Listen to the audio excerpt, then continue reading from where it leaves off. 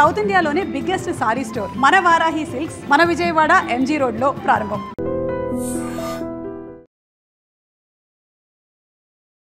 ముక్కు పచ్చలారని పసిబిడ్డపై సొంత బంధువే తాతయ్యనైనటువంటి వ్యక్తి ఒక విషపురుగులాగా కామవాంఛ తీర్చుకోవడానికి ఆ పసిబిడ్డపై దాడి చేస్తే సో అలాంటి నిందితులకి ఎలాంటి శిక్ష ఖరారు చేశారో వివరాలు తెలిపేందుకు మన ముందు ఉన్నారు విజయనగరం జిల్లా SP Damodar sir. Good evening sir. నిన్న ఏదైతే కోర్టు నుండి ఒక తీర్పు వచ్చిందో హర్షాతిరేకాలు వస్తున్నాయి. ఎందుకంటే పసిబిడ్డ ముక్కు పచ్చలారని పసిపిల్లని చూస్తే ఎవరికైనా ముద్దులాడాలనిపిస్తుంది. అలాంటిది తాతయ్య వరుసైన సొంత బంధువే ఆ అమ్మాయిని కాటేసిన వైనం. సో ఈ కేసు డీటెయిల్స్ ఇది విజయనగరం టౌన్ లో జరిగింది.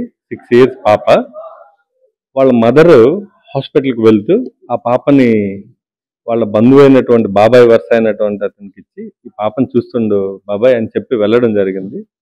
మనం పేర్లు చెప్పకూడదు, మైనర్ కాబట్టి. సో వెళ్ళిన తర్వాత ఇతను అమ్మాయి పైన సెక్సువల్ హరాస్ చేయడం జరిగింది. తర్వాత కొన్ని రోజులు తర్జన జరిగిన తర్వాత ఒక 10-15 రోజులు మన దృష్టికి రాలేదు అది. నేను వచ్చే ముందే ఆగస్ట్ లాస్ట్లో కేసు రిపోర్ట్ చేయడం జరిగింది. తర్వాత డిఎస్పి గోవిందరావు ఆ మహిళా పోలీస్ స్టేషన్ సిబ్బంది అంతా కూడా అమ్మాయిని ఎగ్జామ్ చేయటం, అలాగే ఏమేం జరిగిందంతా కూడా డీటెయిల్గా చేసి దీన్ని ఒక స్పీడ్ ట్రయల్ చేయించాలని చెప్పి ఈ కేసును మనం తొందరగా చేయించి 3 monthsలో కన్విక్షన్ రావడం జరిగింది. ఆ పాప క్లియర్గా చెప్పడం జరిగింది కోర్టులో కూడా. ఎవరు అతను వాళ్ళ బంధువు తాత వరుస అవుతాడు, ఆయన అమ్మాయి మీద అఘాయిత్యం చేయటం అన్ని డీటెయిల్గా పాప చెప్పడం జరిగింది. మన కోర్టులో కూడా 20 సంవత్సరాలు అతనికి పనిష్మెంట్ ఇవ్వడం జరిగింది. ఈ కేసే కాకుండా లాస్ట్ మన విజయనగరంలో గత ఒక 1 year నుంచి దాదాపు ఒక 25 కేసులు 20 సంవత్సరాలు పనిష్మెంట్ పోక్సో కేసెస్. అంటే పోక్సో కేసెస్ అంటే చిన్న పిల్లల మీద, మైనర్ల మీద, వాళ్ళ మీద సెక్సువల్ అసాల్ట్ చేయటము, లేదంటే వాళ్ళని ప్రెగ్నెంట్ చేయటము, వాళ్ళ సమ్మతి ఉన్నా లేకపోయినా వాళ్ళు యాక్సెప్ట్ చేసినా ప్రేమ అనే పేరుతో కానీ లేదంటే మోసం కింద వస్తుంది. ఇదంతా కూడా వాళ్ళని సెక్సువల్గా హరాస్ చేయటం, సెక్సువల్గా వాడుకోవడం వల్ల 25 కేసులు దాదాపు మన జిల్లా స్టేట్లో టాప్లో ఉన్నాం మనం.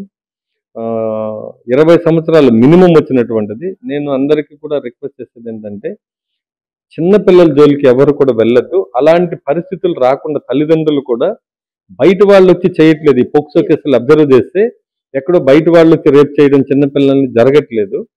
బంధువులు, ఆ చుట్టుపక్కల ఉన్నటువంటి కాలనీస్లో ఉన్నటువంటి వాళ్ళు, ఆ నేబర్గా ఉన్నటువంటి వాళ్ళు, తెలిసిన వాళ్ళే ఇటువంటి నేరాలకు తెగబడుతున్నారు. కాబట్టి తల్లిదండ్రులకు నేను రిక్వెస్ట్ చేసేది ఎవరిని నమ్మద్దు. ఇంట్లో ఆడబిడ్డకి తల్లి తప్ప మిగతా అందరినీ కూడా ఒక అబ్జర్వ్ చేస్తూ చాలా జాగ్రత్తగా అమ్మాయిల్ని పెంచాలి. సో ఇలాంటి ఏదైనా ఇష్యూ జరిగినప్పుడు మా దృష్టికి తీసుకొస్తే ఆ డీటెయిల్స్ ఎక్కడ మేము బయట పెట్టాం.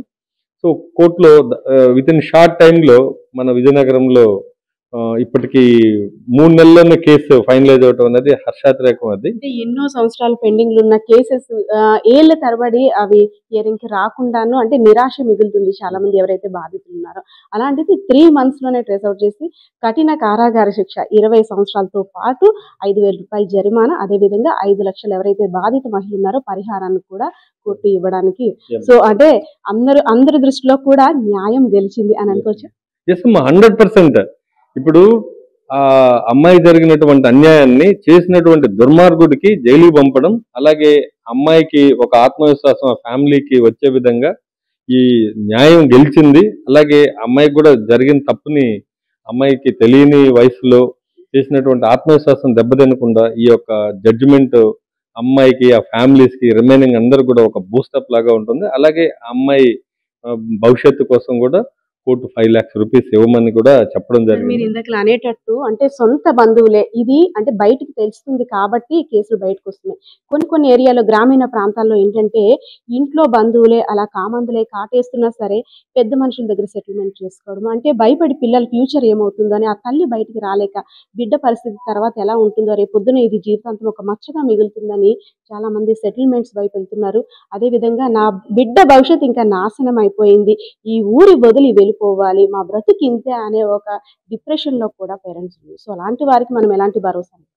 ఒకటి ఇంతకు ముందు వరకు కట్టుబాట్లు, అలాంటి ఆలోచనలు, ఎవరెవరిని ఏమన్నా అనుకుంటారన్నటువంటి ఆలోచనలు ప్రజలు ఉంటారు. వాళ్ళకు ఉన్నటువంటి సామాజిక పరిస్థితుల దృష్ట్యా నేను అందరికీ అప్పీల్ చేసేది, ఇలాంటి ఇష్యూ జరిగినప్పుడు ఎవరైనా సరే తల్లులు ధైర్యంగా ముందుకు రావాలి, న్యాయం గెలవాలి, అలాగే నేరస్తులు జైలుకు వెళ్ళాలి.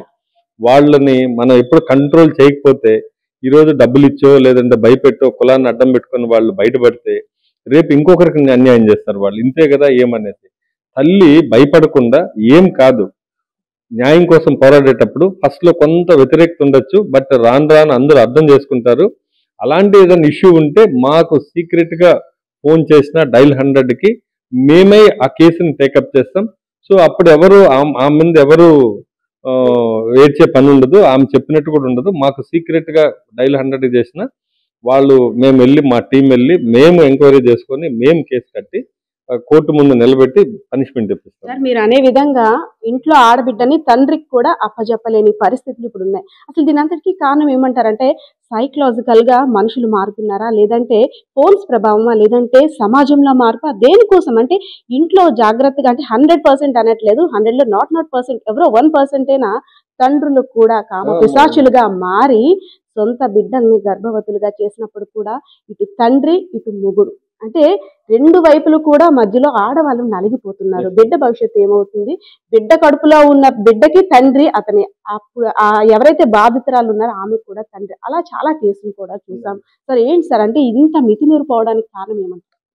ఇది మనిషిలో నైతిక విలువలు లేకపోవడం, అలాగే వస్తున్నటువంటి మార్పులు, సైకలాజికల్ చేంజెస్, అలాగే వాడికి ఉన్నటువంటి ఆలోచనలు సరైనటువంటి వాడు పునాదులు సరిగా, అంటే ఒక ఎడ్యుకేషన్ లెవెల్లో కానివ్వండి, చిన్నప్పుడు వాడిని సరిగా అవగాహన లేకుండా స్త్రీలని కన్న కూతుర్ని చేసినటువంటి ఎంతో మంది కేసులు మేము చూసాం. అలాంటి ఆ మృగాలు అవన్నీ కూడా, వాళ్ళు మనుషులు కాదు, వాళ్ళు ఒక మృగం టైప్ వాళ్ళు. వాళ్ళకి సరైనటువంటి అవగాహన లేకపోవడం, విలువలు అనేటివి లేవు, వాళ్ళు జంతువులతో సమానం. అటువంటి వాళ్ళు, వాళ్ళని ఖచ్చితంగా చట్టం ముందు నిలబెట్టాల్సిందే. ఆ తల్లి బిడ్డను చూసుకోవాలి తప్ప అటువంటి దుర్మార్గుల్ని, ఒక్కసారి కన్న కూతురుతో ఇబ్బంది పెట్టిన వాడిని ఇంక వాడితో కలిసి ఉండడం కూడా అనవసరం. ఆ తల్లి దేశం తీసుకొని బయట వస్తే మిగతా పిల్లల భవిష్యత్తు, ఆమె భవిష్యత్తు కూడా బాగుంటుంది. Thank you so much. So ఏదైతేనే న్యాయం గెలిచింది.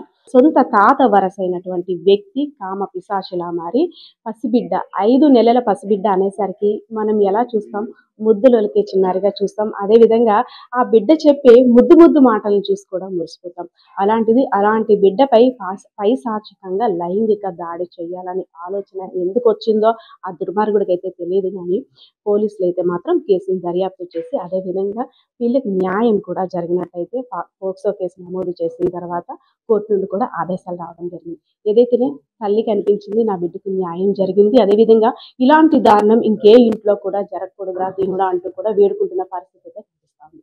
కెమెరా పర్సన్ బాలకిషోర్తో పద్మ, ఐడ్రీమ్ మీడియా, విజయనగరం. నిజంగా ప్రస్తుతం ఉన్నటువంటి సమాజం దేనికి ప్రయారిటీ ఇస్తుంది? ఆర్థిక సంబంధాల చుట్టూ మాత్రమే తిరుగుతుంది. మళ్ళీ ఎన్నికలంగానే చాలా విరక్తి కలుగుతాం. మంచి అనిపిస్తుంది కదా, లేడీస్ కూడా ఛాలెంజింగ్ జాబ్స్ చేసినప్పుడు చాలా బాగుంటది. ట్రాఫిక్ అసిస్టెంట్స్ గా నియమించిన ట్రాన్స్జెండర్స్ అందరితో సాల్యూట్ చేయించుకుంటున్నారు. ఫుడ్ డెలివరీ ఇవ్వటానికి వెళ్ళినటువంటి డెలివరీ బాయ్ అనిల్ పై కళ్ళ ముందు